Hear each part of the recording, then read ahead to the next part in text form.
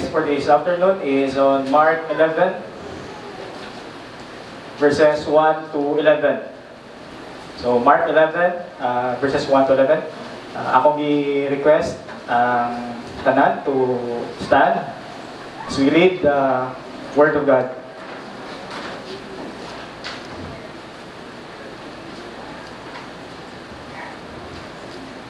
As they approached Jerusalem, at Bethphage and Bethany, near the Mount of Olives, he sent two of his disciples and said to them, "Go into the village opposite you, and immediately as you enter it, you will find a colt tied there, on which no one yet has ever sat. Untie it and bring it here. If anyone says to you, 'Why are you doing this?' you say, 'The Lord has need of it,' and immediately He will send it back here." They went away and found the colt tied at the door, outside in the street, and they untied it. Some of the bystanders were saying to them, "What are you doing, untying the colt?" They spoke to them just as Jesus had told them, and they gave them permission. They brought the colt to Jesus and put their coats on it, and he sat on it. And many spread their coats in the road, and others spread leafy branches, which they had cut from the fields. Those who went in front and those who followed were shouting, "Hosanna! Blessed is he who comes in the name of the Lord. Blessed is the coming kingdom of our father David. Hosanna in the highest." Jesus entered Jerusalem and came into the temple. And after looking around at everything, he left for Bethany with the 12, since it was already late. Please join me in prayer. Father God, you are our true King, our God who is sovereign. And Father, we acknowledge that you are holy. Father, we pray that as we study your word, you will enlighten our hearts so that we may know the hope of our calling, so that we will know the riches of the glory of your inheritance in the saints, and so that we will know the surpassing greatness of your power to those who believe. Father, we pray that you will humble us, that you will prepare our hearts as we receive your word. We pray that it will produce conviction, repentance, and encouragement to us as we continue to serve you and to follow you. This we pray in Jesus' name. Amen. So let's do a short recap sa atong study sa Gospel of Mark. And as we know, the theme of this Gospel of Mark highlights Jesus as the suffering servant. And makita nato na siya sa Mark 10:45, i-encapsulate dira, ingon dira nga, "For even the Son of Man did not come to be served, but to serve and to give His life as a ransom for many." Second nga emphasis sa atong study sa Mark is the identity of Jesus. Jesus, power and authority. And we see that in previous study na to, that Jesus showed His miracle, His divine authority by performing the miracles. And also makita po nato usa sa tema sa Gospel of Mark is the call to discipleship. In Mark 8:34, after sa confession of Peter, Jesus said, "If anyone wishes to come after me, he must deny himself take up his cross, and follow me. Karon mga igsoon, we are now in chapter 11, and we are sugod na sa bagong nga chapter.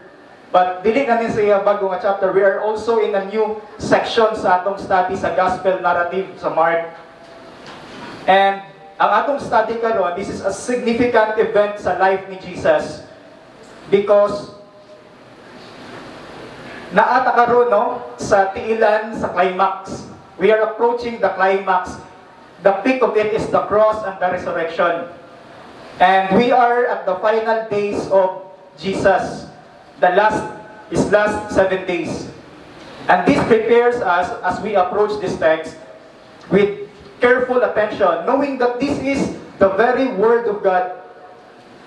And I pray mga igsoon niya, kaning ato pag-study karon will convict us and that the message will transform us. And so, I encourage everyone to set our hearts, to open our ears in the listening of the study of this Word. Mga igsoon, the title of our message is The King's Triumphal Procession. But ang pinaka-common nga title ani is The Triumphal Entry. Kani siya nga passage nga account is significant kayo siya kay makita nato ni siya sa tanang gospel accounts. Makita nato sa John chapter 12, makita nato siya sa Luke chapter 19, and also in Matthew 21. And sa karon sa pagsugod nato sa atong study, I want us to go to Mark chapter 10, verses 33 to 34. Mark chapter 10, verses 33 to 34. I want you to see nga mao ni siya ang ato ang key na verse for us to understand ang ato ang study karon. In Mark chapter 10 verses 33 to 34, ako basahon, saying, Behold, we are going up to Jerusalem, and the Son of Man will be delivered to the chief priests and the scribes. And they will condemn him to death and will hand him over to the Gentiles. They will mock him and spit on him and scourge him and kill him, and 3 days later he will rise again. Sa atong text karon mga igsoon in Mark 11:1, makita nato that Jesus is near to the city of Jerusalem and will be preparing for his triumphal entry. According to historians, triumphal entry was a prestigious and glorious event sa Rome. Ang climax aning event sa triumphal entry sa Rome is the procession, or gitawag niya the triumphal procession, wherein ilang i-showcase ang ilang power, ilang honor, and glory sa Rome.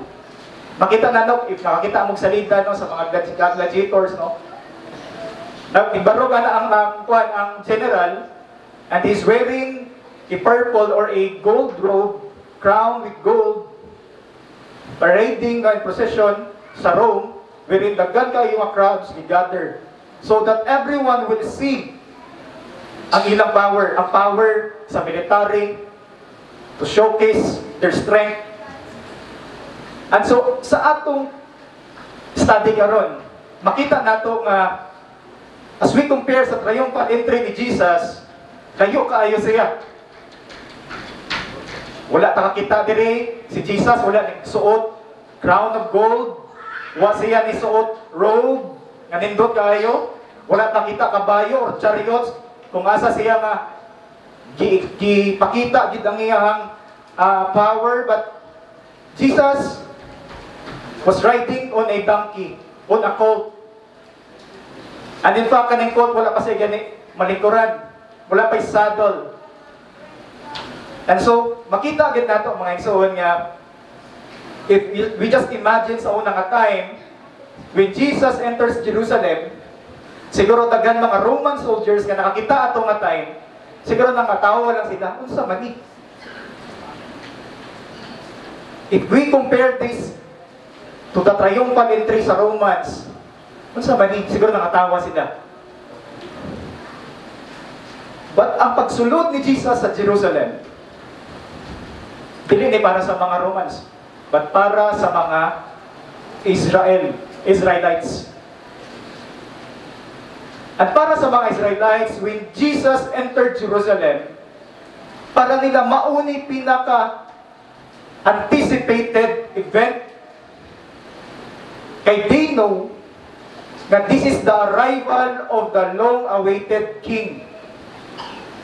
To the Israelites at that time, the arrival of Jesus on Jerusalem, riding on the colt, is the declaration of His kingship.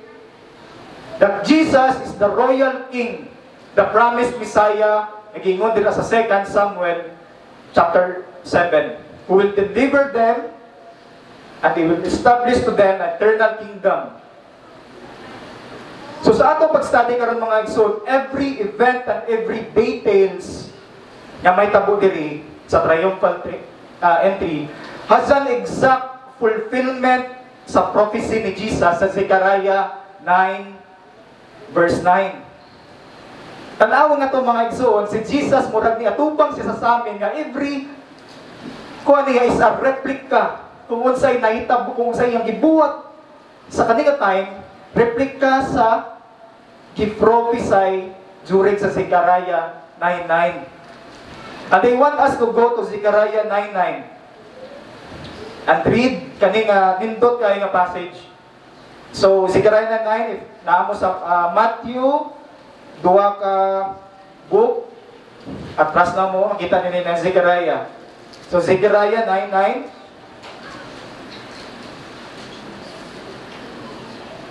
Rejoice greatly, O daughter of Zion.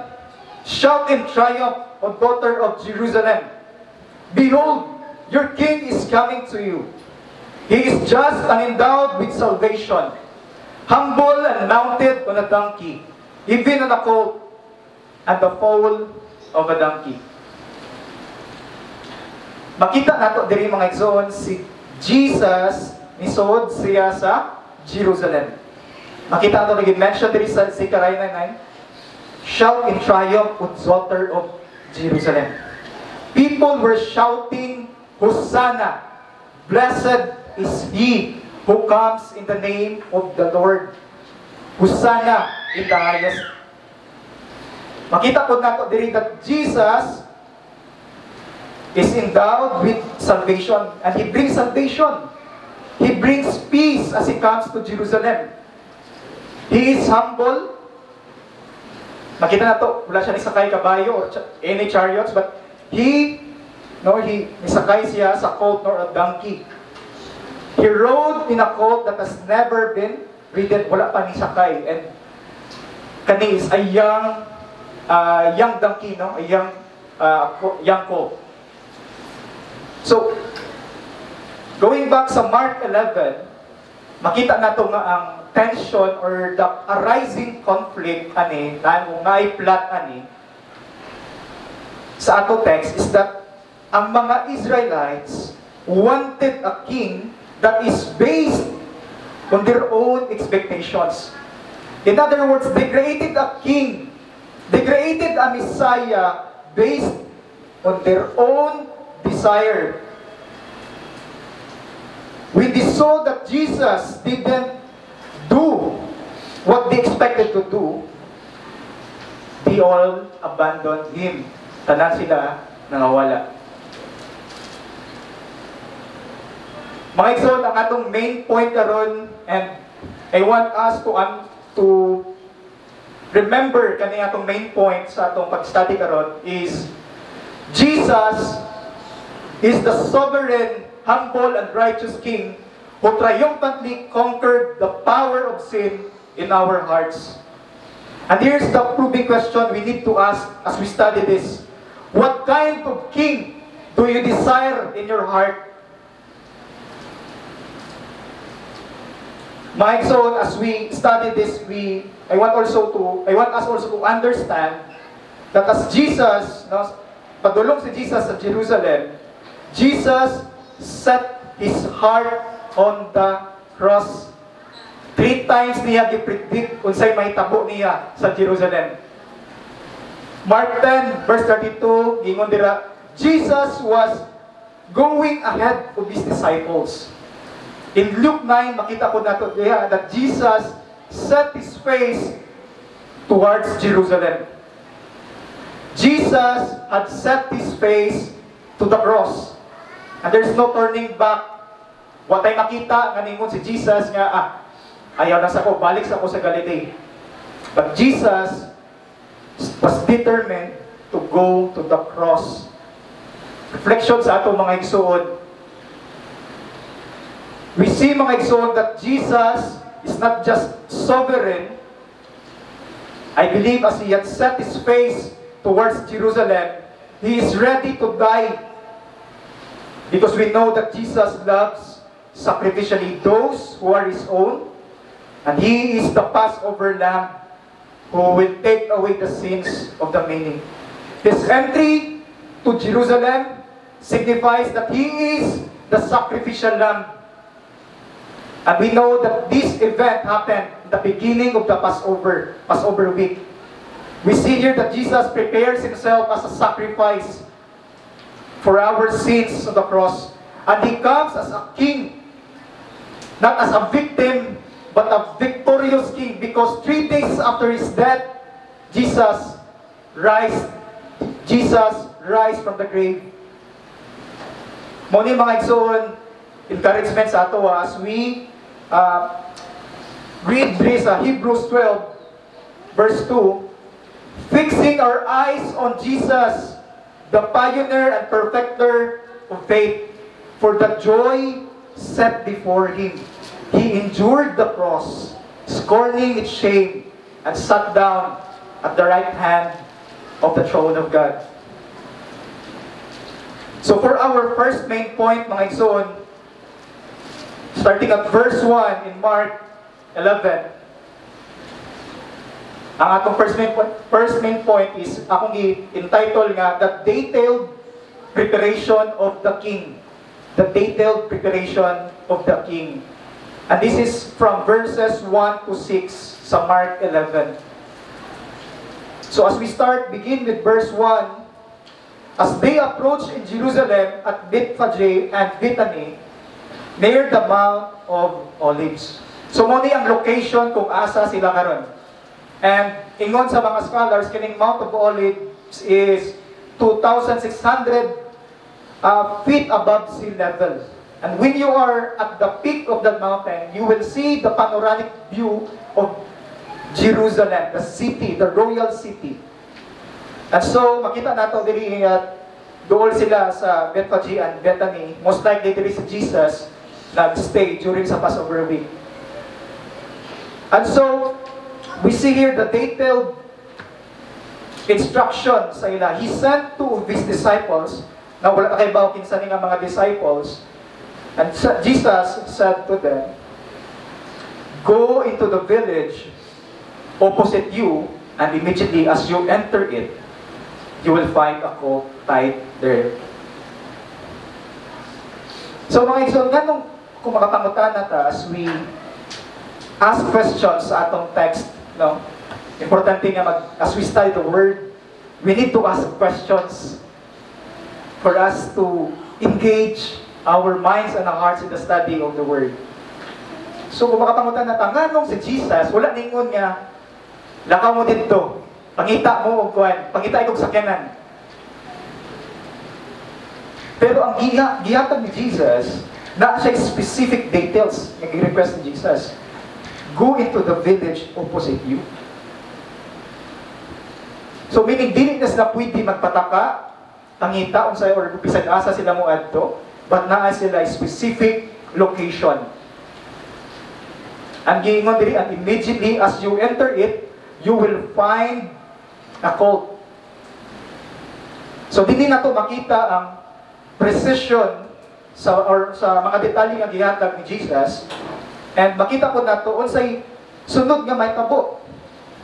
Ingon siya diri nga kung musuod ka ng lugar, diya dayon makita mo ang colt. And mga igsoon, Jesus is the Lord who is in control of all things. Ganito ng preparation ni Jesus, iyang gibuhat ni Jesus, nagmakita nga ang tanang butang, including ang mga ginagbay nga mga details sa iyang preparation, na siya purpose. And that is to accomplish ang iyang will, ang iyang mission dito sa cross of Calvary. Makita nato nga iyang gi-fulfill ang iyang prophecy for His glory.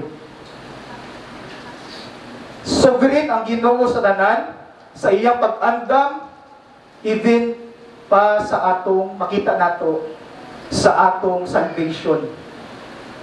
O pag-andam niya sa mga tawo nga iyang luwason. In Ephesians 1:4-5, just as He chose us in Him before the foundation of the world, that we would be holy and blameless before Him.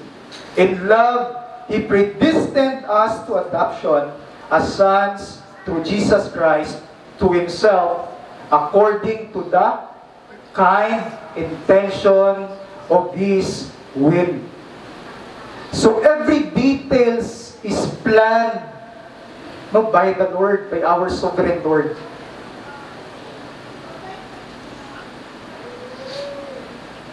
And nakita nato diri nga na ay detailed location, na ay mga kay daw si Jesus unsay mahitabo sa mga events, and dapat siya i-request doon sa specific na animal, and that is the colt. Ang colt is a young, a young donkey. Marag wala pa niya, pa siya kanang babe, pa siya, kanang ang iyang kwan is very young. And makita agad nato ang pag-choose ni Jesus is a deliberate fulfillment sa prophecy sa Zechariah 9:9. Ingon siya dira nga, behold, your king is coming to you. He is just and endowed with salvation, humble and mounted on a donkey, even on a colt, the foal of a donkey. Dili na to makita, makareflect ang mga igsoon nga kaning prophecy ni Jesus in the Old Testament was written hundreds of years before ni siya gi-prophesy diri sa New Testament. And unsa may atong makuha ani as a Christian. Mga igsoon, the Bible is not a collection of stories. The fulfillment of prophecy confirms nga ang pulong sa Ginoo is divine. Ang pulong sa Ginoo makita nimo dira nga nag-confirm na siya sa iyang authority. Therefore, mga igsoon, we can trust His word as a divine message, revelation to us. The Bible is the inspired word of God. From Genesis to Revelation, it all points to Jesus. As Christians, we should have the eagerness and faith to trust Him, because the Bible is infallible. It is His authoritative word. And so encouragement sa ato mga igsoon, may we seek to understand who Jesus is in the Word of God, in the Bible, so that ang atong convictions, ang atong pagtuo mo grow. So in the Old Testament, the mga pilgrims sa pagsulod nila sa Jerusalem, kasagaran ngayon na mulakaw na sila on foot. But Jesus, as He entered Jerusalem, riding on a colt, is a declaration that He is the royal king. Makita na to sa mga reference sa Judges chapter 10 verse 4, wherein ang mga kings or mga rulers magsakay sila of donkeys. Meaning kaniyang donkey is really prepared for or designated for the royal king. And going back sa verse 2, natin manotice diri ang gingon diri ni Jesus, on which no one yet has ever sat. One commentator nga akong nabasa is ningon siya nga colt daw nga wala na sakyan is dedicated or used for sacred purposes. Na siya sa Numbers 19:2. You can read that later. Deuteronomy 21 verse 3, 1 Samuel 6:7. So ang hayop nga wala siya no magamit pa or masakyan is dedicated for sacred tasks, which makakwanta din makita nato na Jesus, the Son of God, without sin, the Holy One, unblemished, ride on a colt that has never been used. Kani nga colt must be pure or untouched and set apart. And bawning gingon but no sa Zechariah 9, the foal of a donkey that is pure. And we can reflect from this in 1 Peter 1:15, no? 16, no? Kita nga mga Christians, ingon sa dira nga, but as He who called you who is holy, so be holy in all you do. For it is written, be holy because I am holy. Let us pursue holiness. We will not be useful for the things of God if kita mga exon, we're not pursuing holiness. We know that our God is holy. At nag-ingon isa sa ato nga walay Christian nga neutral siya sa iyang sala. Nga isa ka tiil niya naa sala ug ang isa ka tiil niya nasa holiness. Duwa lang yun na. It's either he is drifting away or he is pursuing Christ-likeness. Reminder ni sa ato ang mga igsoon that as we serve, we must test our hearts according sa holiness sa Ginoo, sa iyang word. Because if we are serving, ang kita nagpadayon ta sa atong sala, dili nato na pwede matago because the Lord will expose us and He will cleanse our hearts.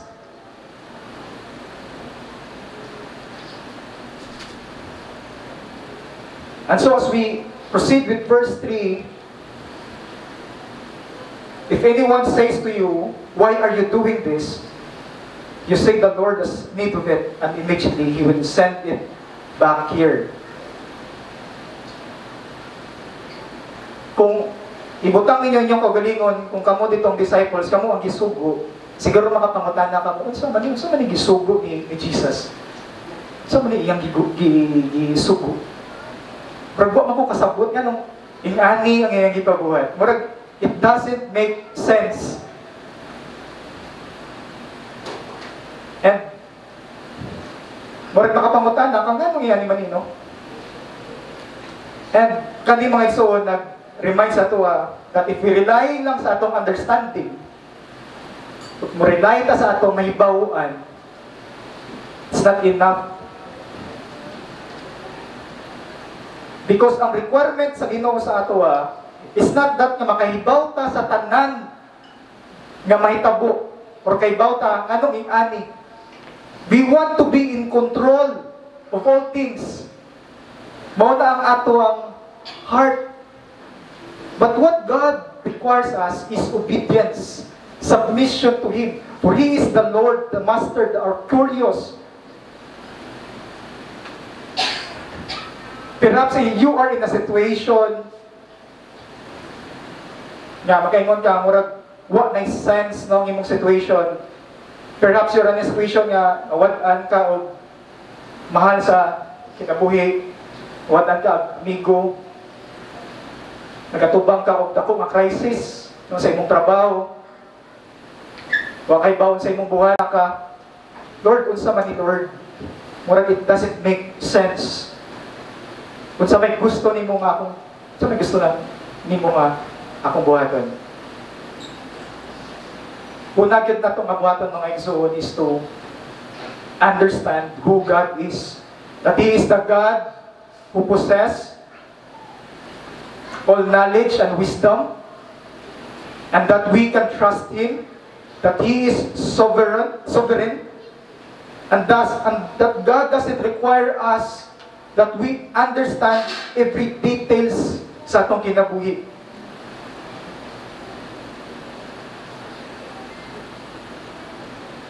I want us to acknowledge, no, kung sa situation nimo, to lament yun, no, acknowledge imo ang giagihan karon, lament it to God and trust in His sovereign ways and obey Him. God wants us to submit to Him no matter what. He is our Lord, He is our Master. And wala sa taniya, no, gibiyaan, because He has given us His Word,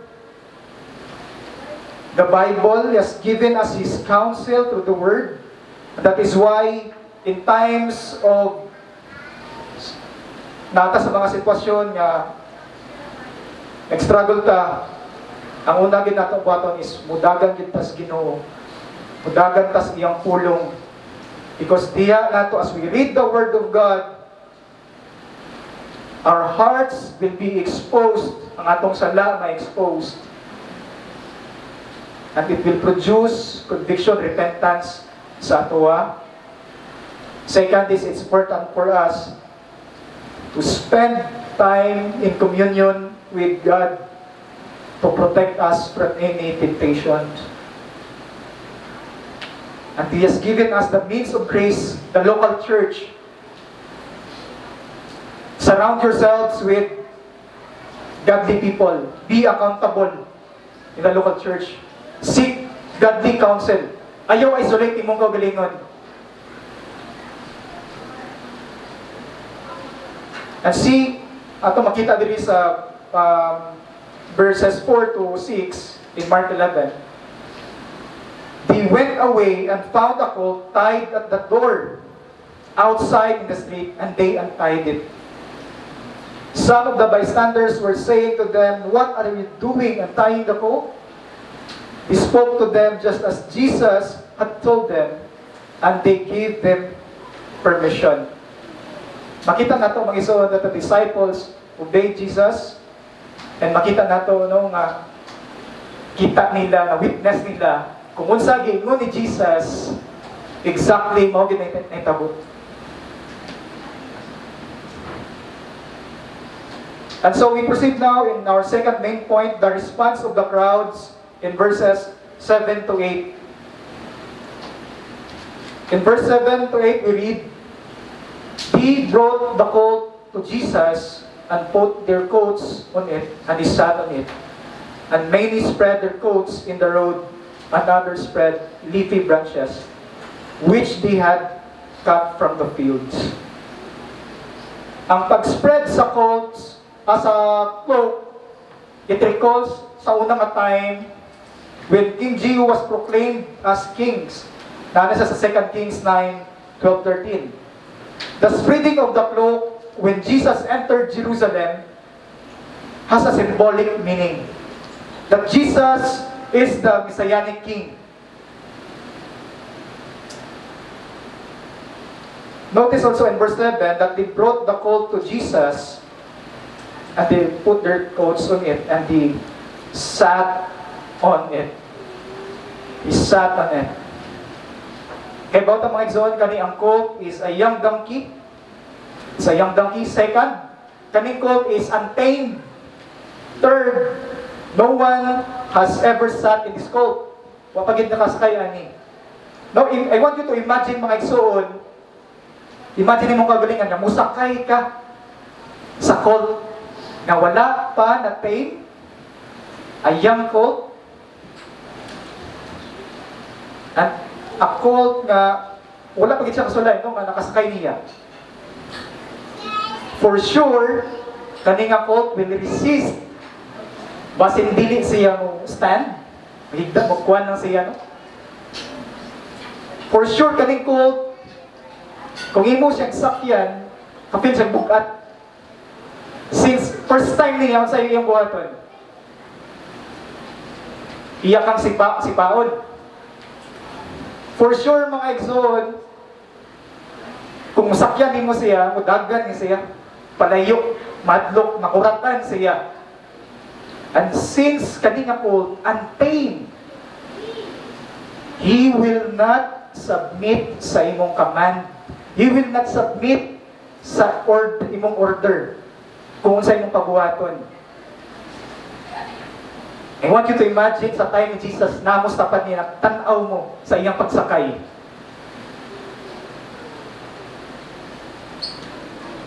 Did the colt resist? Kisipa si Jesus? Wala. Na-injury si Jesus pagsakay niya? Wala. Did the colt run away? No. Did the colt follow these commands? Yes. Ang saging mo sa text. Jesus sat on it.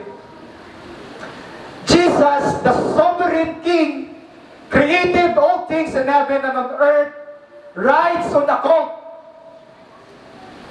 And the colt submits to him.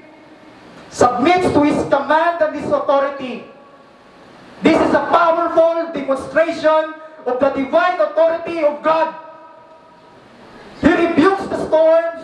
He commands the wind, the demons, and he has power over sickness and has power over death. This is the sovereign God, our God that we worship. Another significant thing na itong makita sa text is that when Jesus used his people as instrument for his kingdom, who gets the glory? Who gets the glory? Ministry is not about us. When God uses his people as his instrument, he gets the glory. Sa time na nag-position si Jesus, nagsakay siya sa colt, na-by instance dito, kung butangan na to, example, ang colt makaingon siya, na-by instance diya, ang colt na yung nga, Lord, ang glory ako naputunta, sa ako naputunta. Ningon ba ang mga tao, blessed is the colt? Wala, di ba? Kung sa mag-ingon sa tao, blessed is He. And so therefore, mga igsoon, if God uses us as His instrument, He gets the glory. Kaya gingon ganina sa atong basa sa Isaiah, I will not give my glory to anyone. If God uses us as His instrument, He gets the glory. Dili sa atong kaugalingon. Dili nga mo pa-impress ta para ang glory sa atoa. Kung ato ng taon na makita nato kamayo pang quote kumpara sa mga disciples, because kung sa ilang request, they requested glory but they don't want the cross.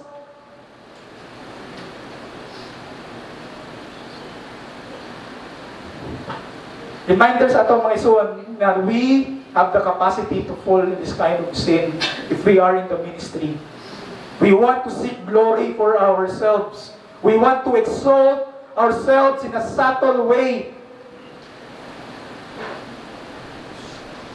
Wala'y Christian nga moingon nga, ako'y pinakagilngig. Ako'y pinaka-bright. Ako'y pinaka-maayo kay bago tanan. Ako'y pinaka-maayo mo serve. Kaya ako every ministry. Present ko every day. Ako'y pinaka-maayo mo counsel. Ako'y pinaka-maayo mo tudlo.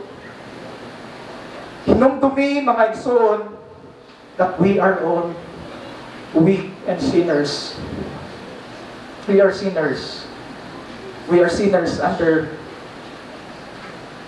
the mercy of God. Every time nga mabangot na sa nigmata na to, inumduman na to, we are sinners. Kung dili tungkol sa grasya sa Ginoo, dili na to makita ng iyang gugma. And we are just recipients sa iyang grace. Kung sa man natong giamot sa cross, atong sala. So let us remind ourselves that we are under sa iyang kaluoy.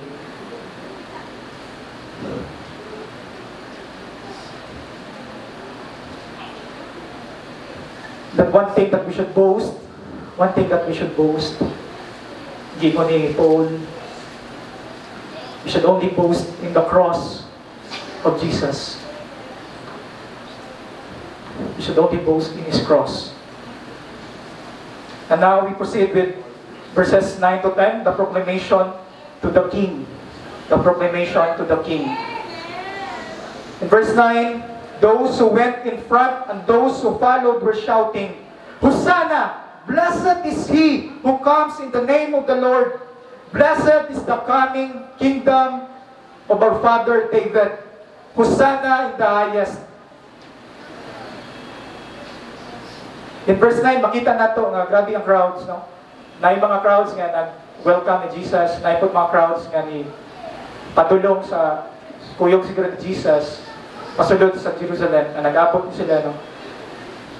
And the crowd, they were shouting, Hosanna! Blessed is He who comes in the name of the Lord. This is a scriptural praise na we can see in Psalm 118 verses 25 to 26. Hosanna, ang word ng Hosanna, acknowledges God as a Savior. And it's not a cry of worship. Dira sa Psalm 118. Originally, it is a cry of prayer. In Hebrew, it is, Save us now, we pray. Save us now, we pray. So when they cried out, praise Hosanna, they were acknowledging Jesus as their Savior. And they continued to shout, Blessed is He who comes in the name of the Lord. Sa liyong account, makita nato na siya lang na lahi, no? Butangan niya, Blessed is the King who comes in the name of the Lord. And therefore, kita nato that they acknowledge Jesus as their Savior. They acknowledge Jesus as their Messiah and King. In verse 10, they continue to shout, Blessed is the coming kingdom of our father David. And kanidili niya siya quotation from Old Testament, but nigikan mismo sa ilang mga bakba o sa ilang pag-praise. Pasabot ani, they knew the Messianic King based on the scripture. And kaibaw sila sa promise sa Ginoo diya sa 2 Samuel 7 verses 12 to 16. Makita nato diya that God established a covenant with David and na promise that a descendant of David would reign forever, that there will be a Messiah who will deliver them, who will bring justice and establish God's kingdom. And they end their praise saying, Hosanna in the highest. Ang term ng Hosanna in the highest is their highest degree of their praise. Muragi tawag nila ang heaven, no? They invite angels to sing praise, to celebrate the arrival of Messiah.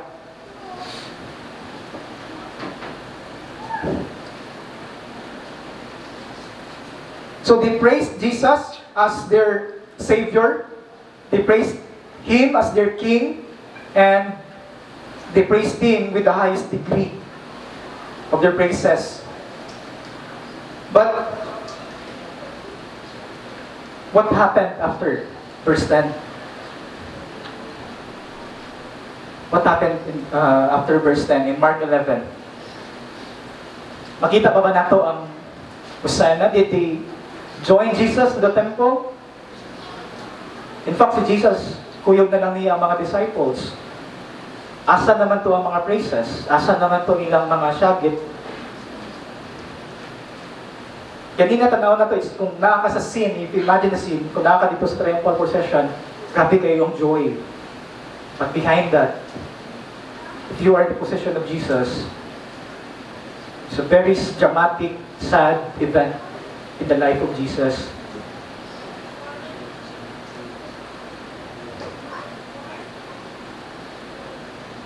Ang mga praises, nawala na. Because we know that they were expecting a king that will deliver them based on their own expectations, based in their own desire. They have created their own Messiah. They have created a king who will deliver them from their suffering. A Messiah who will rescue them from their political oppression. And even sila na-condition na nilang mind in the Old Testament at sa New Testament, makita agad nato nung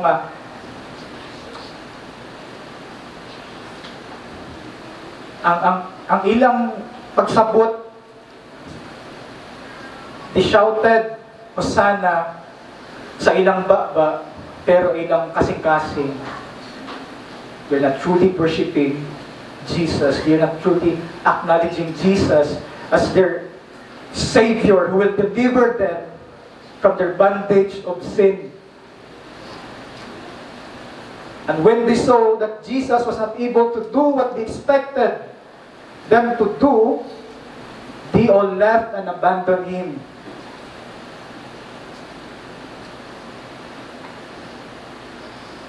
Fast forward in Mark 15, I don't know if the same ba nga crowds, but it is in the same city. So I believe that most of the crowds or the people na agree. And if you look at in Mark 15, verses 12 to 14, they choose the criminal Barabbas, Jesus, and cried out, "Crucify Him! Crucify Him!" Mga igsoon, this reveal the blindness of their heart, the idolatrous hearts. They worship Jesus in their mouth, but their hearts are far from Him. They created an image of Messiah according to their own desire. This is the sinfulness of sin or unbelief. Sa kadaghan nga nakakita sila sa milagro magibuhat sa Ginoo sa ilang kinabuhi, wala sila ni salig, wala sila ni bow down, wala sila ni worship ni Jesus. And makita nato sa gospel accounts nga those ang mga tao nga who are outcasts in the society, the lepers, the blind, mao pa to sila ang ni salig ni Jesus. You can imagine sa kabugad no ang kidala ni Jesus. In Luke chapter 19:41, Jesus wept when he saw the city of Jerusalem. He wept. This is not just quiet tears, mga igsoon. Dili gani ka nang hilak na tulo lang sa luha. But this is a loud cry, a deep sorrow, because Jesus sees their hearts. Do you know Jesus? Do you know Jesus? Do you really know Him? Mga igsoon, would you still follow Jesus even it costs your life? Even in pain and suffering, would you still follow Jesus? Would you join Him to the cross of Calvary? Kung saan mo ni Jesus sa Mark 8, if you wish to come after me, deny himself and take up his cross.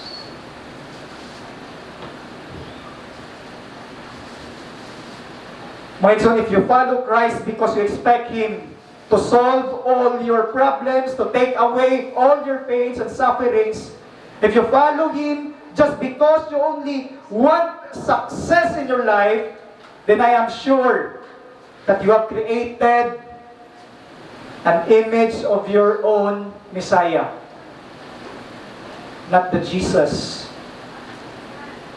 not the true King. Dagan kayo mga tao can quote scriptures, who can attend Sunday fellowship, who can quote systematic books that they've read, but never truly know Jesus. They attend all the ministries. But with times of testing, pabot ang mga trials silang kinabuhi, mawala na sila. Their hearts were exposed, na may bungka, wala na. Because they want a Messiah based on their own desire.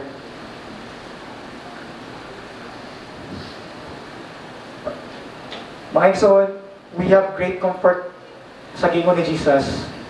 As Christians, we have encouragement sa ilang word.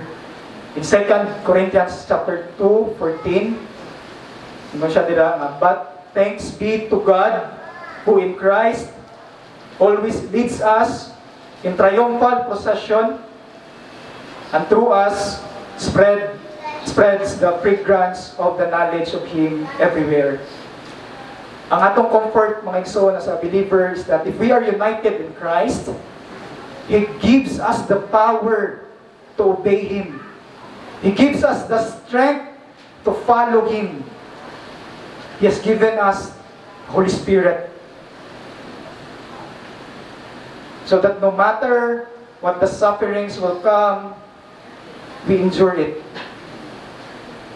Mao-ni ang nakaingon din si Paul, thanks be to God, because we Christians, we share in the sufferings and in the victories of Christ. Continuation sa akong i-share ganina sa akong introduction about sa Roman triumphal procession na sila ritual nga ginabuhat at the end of their parade. Diba kung gingon ganina ang generals, na ang Roman general and the Roman soldiers sa parade to display and showcase their power and their strength and their glory. But what happens after the end of the parade? Okay, during the parade, sa luyuan ng mga soldiers, naadira ang mga pineriso, mga captives during the war. And according sa mga historians, ingon sila nga, at the end of that parade, those captives, those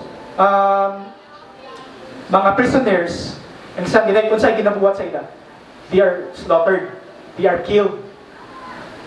Ang purpose ana is to bring gratitude, to bring honor to their gods. And so makita nato diri sa 2 Corinthians 2:14, nga mao ni ang I believe nga mao ni gikuan ni Paul, that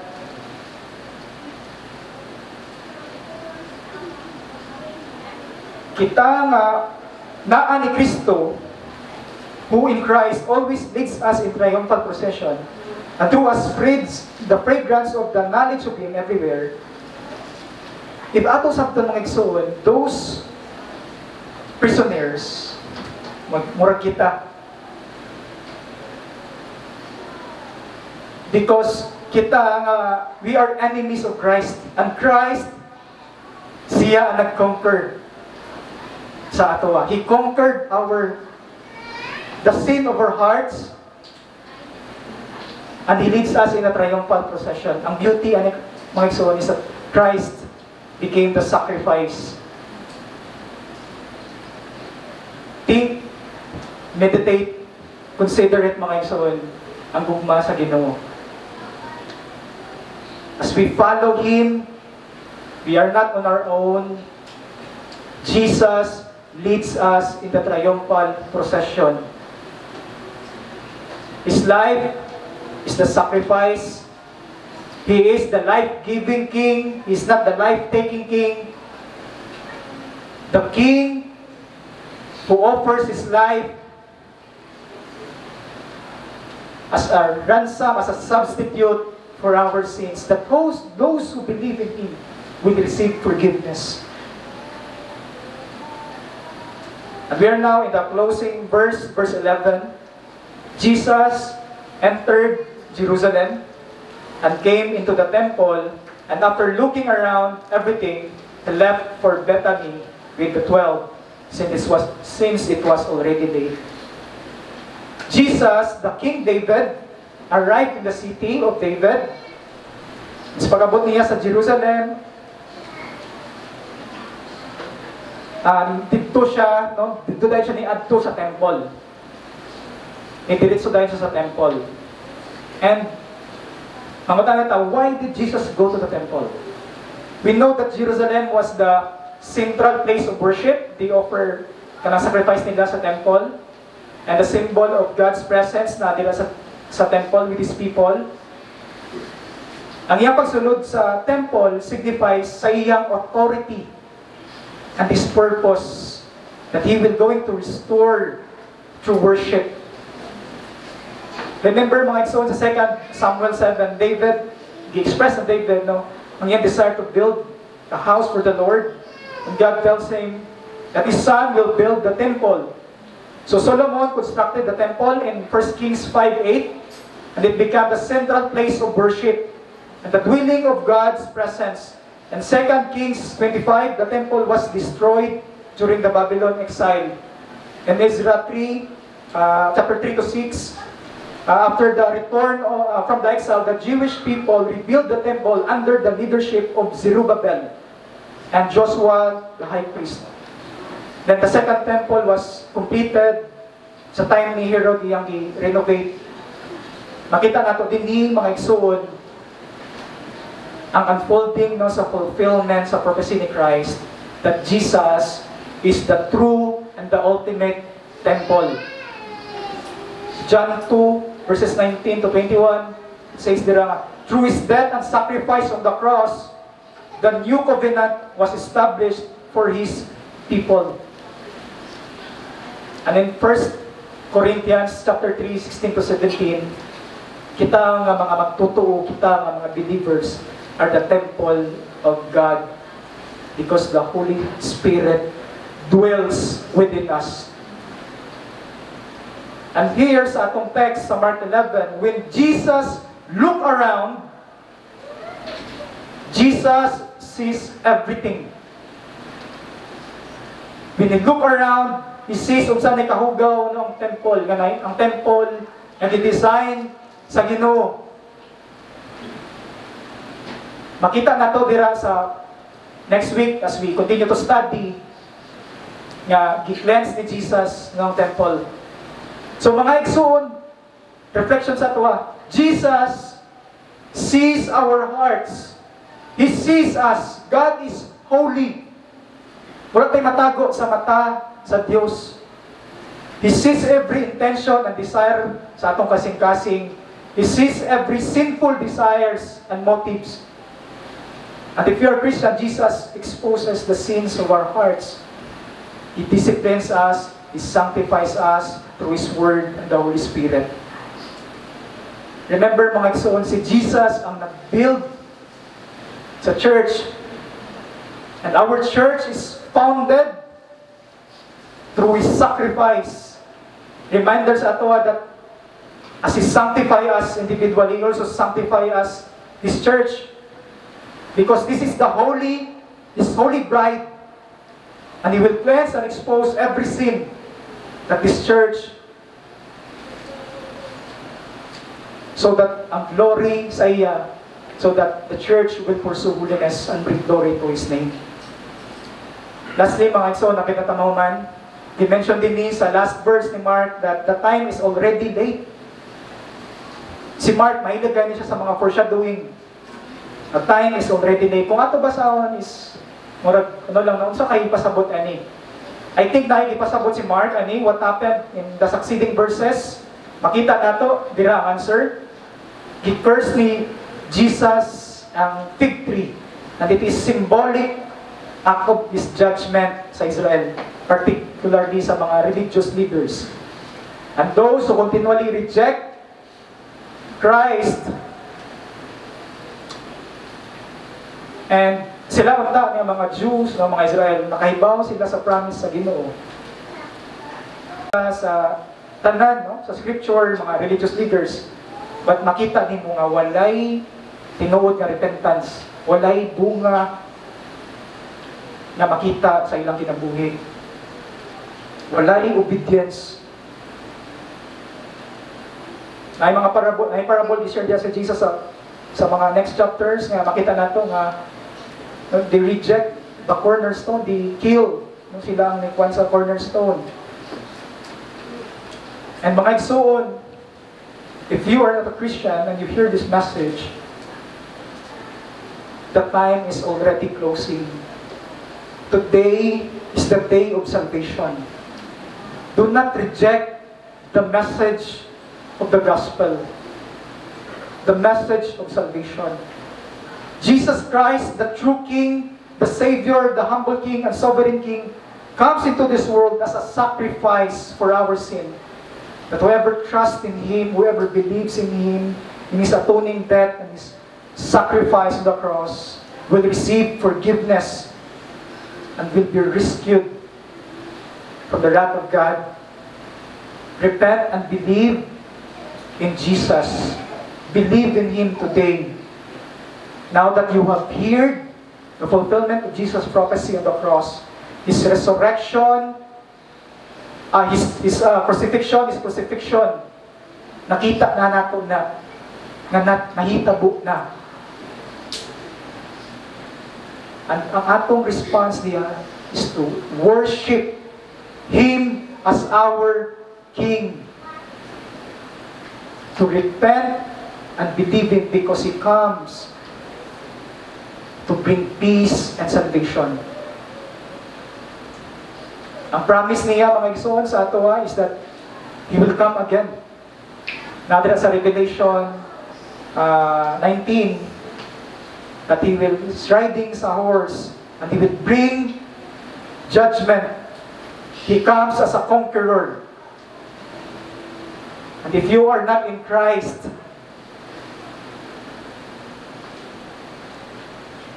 you will not experience eternal life. So I invite you, if wala pa kakailan ni Jesus, to believe, to trust in Him. Ang message po sa ato ang mga believers as Christians is, let us worship and bow down to our humble, to our sovereign King, and may we continue to look to Christ. May we continue to know Him intimately in our study of His Word. We will look to Him as we continue to pursue holiness in our individual lives and in His local church, because when we truly know Him in our hearts, and we are fueled, we are empowered to love Him and to serve Him. For we are not victims in Christ, we are victorious in Christ, because He is the one who leads us in triumphal procession, and He will use us mightily, not for our glory, but for the glory of His name. May we submit to Him as our King. Let's pray, my son. Father God, salamat sa imong pulong. Nagpasalamat kami, Lord, because your word is like a double-edged sword that convicts and penetrates our hearts. And we pray, Lord, that we will submit to you, that we will see that we are in need of grace, but apart from you, we are nothing. We pray, Lord,